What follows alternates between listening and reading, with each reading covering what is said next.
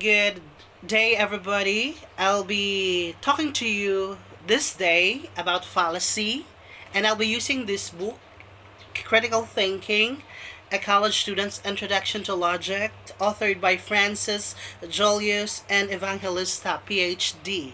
So, this was given to me by Sir Brian Bantilan, my former college instructor before at the College of Arts and Sciences, Department of Social Sciences at Misamis University.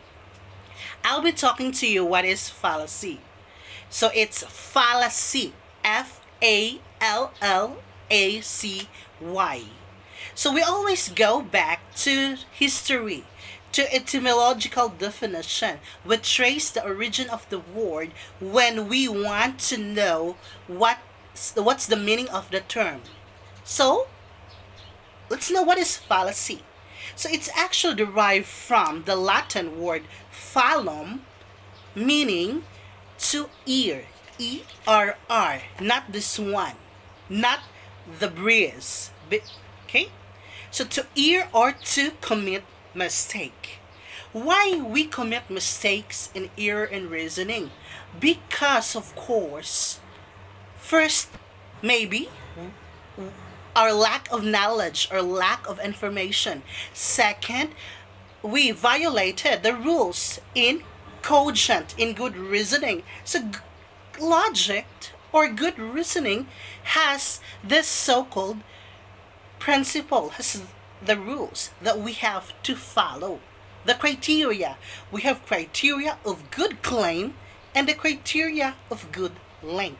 So those are actually the criteria why we commit or which we violated in cogent reasoning. Okay? So now let's start with fallacy and formal fallacies or the linguistic fallacy. These are actually my favorite fallacies. The linguistic fallacies, I'm inclined to linguistic philosophy, the social linguistics, because of my thesis in philosophy entitled "The Code Switching is an Act of Authentic Identity." That the way how we express ourselves in language manifests who and what we are. So the way how I talk maybe can be perceived has something to do with my authentic identity, but it goes beyond that. That's not my topic. So first, we have fallacy of ambiguity. It's page 80. So when we say ambiguity, ambiguous, so what does it mean? So ambiguous, so not clear.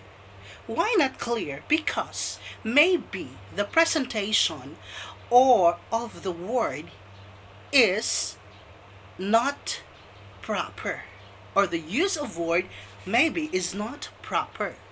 That is why it could lead to two or more interpretations. So that's basically an ambiguous statement. So an ambiguous statement is not clear because it can create two or more interpretation. Okay? So let's move to equivocation. So equivocation, equivocal. So this is just one vocal cord of mine, but when we speak of equivocation, meaning one word is being used but with different meaning. Say for instance, orange. It could be a fruit or a color. Another is ruler. It could be Queen Victoria. It could be a measuring device. When can we commit mistakes, or when can we say that our reasoning falls under the fallacy of equivocation? Okay, I'll give you an example. Congress can create or abolish laws. The law of supply and demand is a law. Therefore, Congress can abolish the law of supply and demand. So it's an equivocation. First, because Congress actually make or abolish laws, being the legislative body together with the senator or with the senate. But here, but what are the laws that they made? It's actually a positive law, a human law intended for the human. But here the law of supply and of demand is allowed. Therefore, the Congress can abolish the law of supply and demand. No, because the law of supply is the law of nature. So although we are talking of laws, but the first law that the Congress are actually intended for human. These are these are legislated laws. This came from the Congress, being in a legislative member of the legislative body.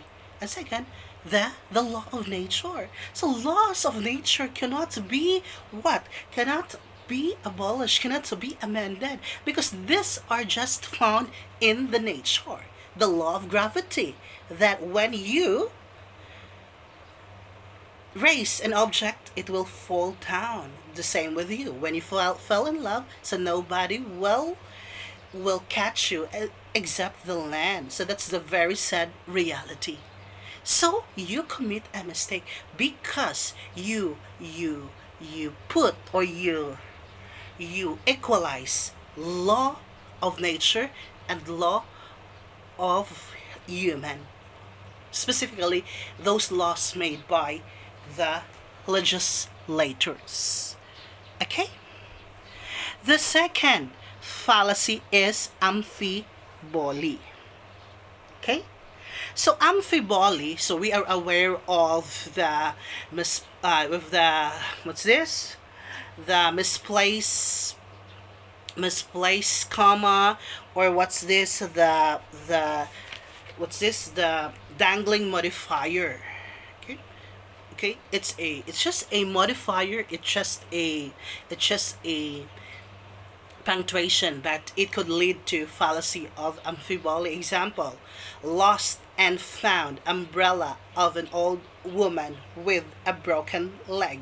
So that statement alone is amphibulous. It can be susceptible to two interpretation because of that. So where in the statement where we should comma? Lost umbrella of an old woman there with a broken leg, or lost and found umbrella there of a woman with a broken leg. Another example is no more rape, or no more rape please. So it's just a matter of punctuation, but it could lead to fallacies, specifically amphiboly. So we have to very careful with our punctuation. Okay.